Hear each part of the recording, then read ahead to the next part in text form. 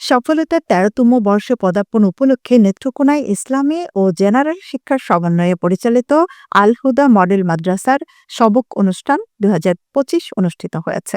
আজ শনিবার ৪ জানুয়ারি সকাল ৯টায় আল হুদা মডেল মাদ্রাসা নেত্রকোনা পাবলিক হলে এই সবক অনুষ্ঠানের আয়োজন করে।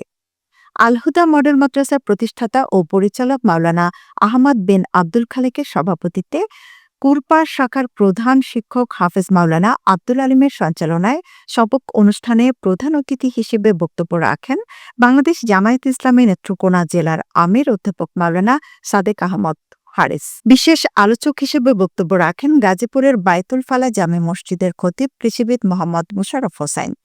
সবক প্রদান করান এন আকন্দ কামিল মাদ্রাসার সাবেক মুহাদ্দিস শাইখুল হাদিস মাওলানা এমদাদুল হক। এতে বিশেষ অতিথি হিসেবে উপস্থিত ছিলেন এন আকন্দ কামিল মাদ্রাসার উপাধ্যক্ষ মাওলানা আব্দুল মতিন সহ অভিভাবক ও ছাত্রছাত্রবৃন্দ। বক্তারা ইসলামী ও জেনারেল শিক্ষার সমন্বয়ে পরিচালিত দ্বীনি শিক্ষার প্রত্যেক শিক্ষার্থীকে শিক্ষা প্রদান করার জন্য প্রত্যেক সচেতন অভিভাবকদের প্রতি উদাত্ত আহ্বান জানান।